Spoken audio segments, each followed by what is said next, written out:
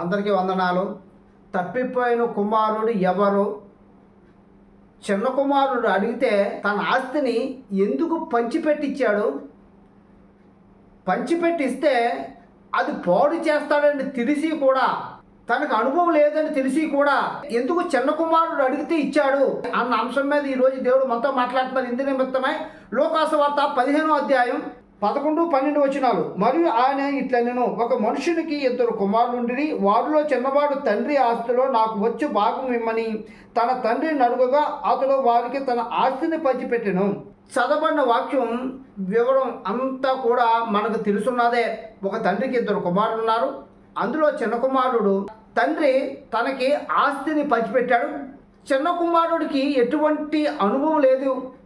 అటువంటిది ఆస్తి ఇస్తే పాడు చేస్తాడని తెలిసి కూడా ఎందుకు ఇచ్చాడు అంటే, చిన్న కుమారుడు అంటే ఎవరో మనకు తెలిస్తే ఇప్పుడు తండ్రి ఆస్తి ఎందుకు పంచి ఇచ్చాడో మనకు అర్థమవుతుంది.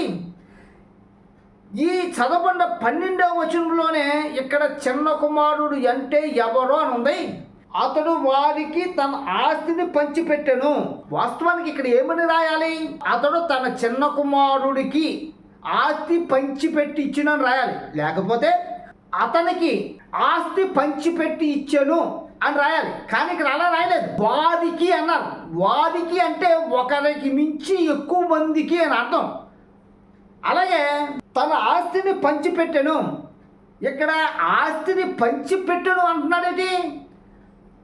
ఆస్తిని పంచి ఇచ్చెను అనాల. అంటే ఒక్కడికే ఇచ్చాడు. చిన్న కుమారుడు ఒక్కడికి ఇచ్చినప్పుడు ఏమనాలి? తన ఆస్తిని తన చిన్న కుమారుడు ఇచ్చెను అనాలి. కానీ అలా అనట్లేదు. ఇక్కడ తన ఆస్తిని పంచిపెట్టెను. పంచిపెట్టడం అంటే ఒకరి కంటే ఎక్కువ మందికి ఇచ్చిన దాన్ని పంచిపెట్టడం అంటారు. ఉదాహరణకి ఆకలి అన్న వాళ్ళు కానీ ఏదైనా అన్నం వండి పంచిపెడితే మనం ఏమంటాం? పంచిపెట్టెను అంటాం. ఇక్కడ ఏమంటున్నారు? పంచిపెట్టెను అంటున్నారు. పంచిపెట్టారు. ఇక్కడ వాస్తవానికి తన తండ్రి ఏం చేశాడు? తన చిన్న కుమారుడికి పంచి ఇచ్చాను అన్నారు. కానీ పంచిపెట్టును అంటే ఒకరికి మించి ఎక్కువ మందికి ఇచ్చాను అని చెప్పబడుతుంది. అంటే ఇక్కడ చిన్న కుమారుడు అంటే ఇక్కడ దీన్ని బట్టి మనం అర్థం చేసుకోవాల్సింది ఏంటంటే, చిన్న కుమారుడు అంటే ఒక వ్యక్తి కాదు, అనేక మంది సమూహం కలిపి అక్కడ వారికి అన్నాడు. అంటే అనేక మంది సమూహం పంచిపెట్టను అంటే అనేక మంది సమూహానికి ఇచ్చాను అంటే. ఇదంతా కూడా ఈ వివరం అంతా ఎందుకు చెప్పవలసి వస్తుందంటే, ఇక్కడ చిన్న కుమారుడు అంటే అన్య జనాంగం అందరినీ కూడా ఇక్కడ చిన్న కుమారుడుగా ఇక్కడ పోల్చి చెప్తున్నాడు. అంటే మనందరం కూడా గత కాలంలో అన్య జనాంగమే. మనం ఏమైనా పుట్టుకతోనే యేసుక్రీస్తు ప్రభువాన్ని సొంత రక్షణగా స్వీకరించిన వాళ్ళమా? మనందరూ కూడా అన్య జనాంగం. మన మతం వేరు, మన జాతి వేరు, మన కులం వేరు, మన ఆచారాలు వేరు, మన పద్ధతులు వేరు, మన దేశమే వేరు. అంటే మనందరం కూడా ఎవరు అంటే అన్ని జనాంగం. అయితే ఈ అన్ని జనాంగం అయినప్పుడు కూడా మనకి కూడా ఆ ఇశ్రాయేల్ ప్రజలు ఎలాగైతే దేవుణ్ణి నమ్ముకుని జీవిస్తున్న వాళ్ళకి ఎలాగైతే ఆశీర్వదించాడో, మనం కూడా అన్యులైనప్పుడు కూడా దేవుణ్ణి విశ్వసించలేని వారు అయినప్పుడు కూడా మనందరికీ కూడా ఇవ్వబడ్డాయి, ఆస్తులు ఇవ్వబడ్డాయి. ఈ సకల సంపదలు, ఉద్యోగం అవ్వచ్చు, ఆస్తి అవ్వచ్చు, మేడ అవ్వచ్చు, కారు అవ్వచ్చు, బంగ్లా అవ్వచ్చు, వస్తువులు అవ్వచ్చు, వాహనాలు అవ్వచ్చు, బంగారం అవ్వచ్చు, వెండి అవ్వచ్చు, ఏ వస్తువులైనా ఇవన్నీ కూడా ఎక్కడివి? దేవుడు సృష్టించిన సృష్టిలో పడి రాబడినయే. ఎవరికైనా ఒక కలిమి రావాలన్నా, మేలు జరగాలన్నా, కీడు జరగాలన్నా, ఆస్తిపాటు అవ్వాలన్నా, భేదవాడు అవ్వాలన్నా, ధనికుడు అవ్వాలన్నా ఎవరి చేతుల్లో ఉంటుంది అంటే, ఈ సమస్తానికి, ఈ సకల సంపదలకి ఆధారమైనటువంటి యేసుక్రీస్తు ప్రభువారు అనుగ్రహిస్తేనే ఏ అన్యుడికైనా, ఏ అవిశ్వాసికైనా, విశ్వాసికైనా దేవుడు అనుగ్రహిస్తేనే వస్తుంది. ఇప్పుడు దేవుడు అన్యుల్ని దీవిస్తున్నాడు, విశ్వాసుల్ని దీవిస్తున్నాడు. ఇప్పుడు ఈ అన్యులు పొందుకున్నది ఏం చేశారు? ఇక్కడ అన్యులు అంటే ఎవరని చెప్పుకున్నాం? చిన్న కుమారుడుగా చెప్పుకున్నాం.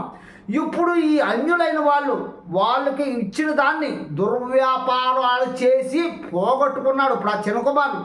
అంటే ఇప్పుడు సకల సంపదలు ఇచ్చినటువంటి అన్యులకి, విశ్వాసులకి సమంగా ఇచ్చినటువంటి ఈ అన్యులు ఆ ఆస్తిని ఏం చేశారంటే పోగొట్టుకున్నారు. మనందరం కూడా దేవుణ్ణి విశ్వసించక ముందు మనందరూ కూడా అన్యులమే. మనకి అప్పుడు కూడా ఎలా ఉందో ఇప్పుడు అలా ఉంది. అయితే గత కాలంలో మనకి ఇవ్వబడినటువంటి స్వాస్థ్యాలు ఏమైతే ఉన్నాయో అవన్నీ కూడా మనం నిరుపయోగం చేసాం, దుర్వ్యాపారాలు చేసాం. ఏ విధంగా? మన జలసాలకి, మన ఆనందాలకి, మన సంతోషాలకి మన ఇష్టం వచ్చినట్టుగా బ్రతికాం. దేవుడు అనుగ్రహించినటువంటి ఆశీర్వాదాల్లోనే సినిమాలకు వెళ్ళడం, షికార్లు చేయడం, వ్యసనాలతో జీవించడం, సుఖాలతో జీవించడం, అంటే మనకి కలిగి ఉన్న ధనాన్ని ఏం చేసామంటే నిరుపయోగం చేసాం. ఇవన్నీ ఎవరిచ్చారు? తండ్రి అనుగ్రహిస్తేనే, దేవుడు అనుగ్రహిస్తేనే ఇవ్వబడ్డాయి.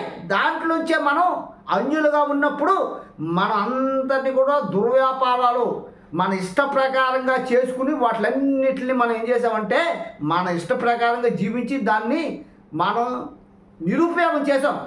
ఎప్పుడైతే ఆ చిన్న కుమారుడు సమస్తాన్ని కోల్పోయి పందులు పుట్టు తినే పరిస్థితిలోకి వచ్చాడో అప్పుడు తెలుసుకున్నాడు, నా తండ్రి దగ్గరికి వెళ్ళిపోవాలి. అనేక మంది పనివాళ్ళు ఉన్నారు, ఆ పనివాళ్ళలో నేను ఒక్కడిగానే ఉండాలని చెప్పి మారుమనసు పొందుకుని ప్రత్యర్థపడి తండ్రి దగ్గరికి వచ్చాడు. అలాగే మన అందరం కూడా గత కాలంలో మనకు ఇవ్వబడిన స్వాస్థ్యాలన్నింటినీ నిరుపయోగం చేసుకుని మన దేవుడు సొంత రక్షకుగా స్వీకరించాం. ఎప్పుడైతే సొంత రక్షకుగా స్వీకరించామో ఇప్పుడు మనందరం కూడా మనకి ఇవ్వబడిన కొద్దిపాటి, అది ఏదైనా అవ్వచ్చు, రూపాయి అన్న అవ్వచ్చు, మనందరం కూడా ఆ ఇవ్వబడిన చిన్న స్వాస్థ్యాలనే సద్వినియోగం చేసుకుంటూ ఇప్పుడు జీవిస్తున్నాం. దానికి గల కారణం ఏంటంటే మనం ఏది చేసినా సరే ఇది దేవుడి చిత్త ప్రకారంగా చేస్తున్నామని గుర్తెరిగి మనం జీవించి బతుకుతున్నాము. ఇదంతా కూడా ఒక మాటలో చెప్పాలంటే ఇక చిన్న కుమారుడు అంటే దేవుణ్ణి నమ్ముకోలేనప్పుడు మనం కలిగి ఉన్న మన స్థితే చిన్న కుమారుడి స్థితి. అంటే అన్య జనాంగంగా ఇక్కడ చిన్న కుమారుడు కోసం చెప్పబడుతుంది. ఇక్కడ చిన్న కుమారుడు అంటే నువ్వు నేను మనందరం కూడా ఒకప్పుడు చిన్న కుమారుడు స్థాయిలో ఉన్న వాళ్ళమే. మనందరినీ కూడా ఆయన రక్షించుకుని ఇప్పుడు ఆయన వారసులుగా చేసుకున్నాడు. నీ వచనం ద్వారా మనకు అర్థమవుతుంది. దేవుడి కొద్ది మాట దీవించును గాక. ఆమేన్.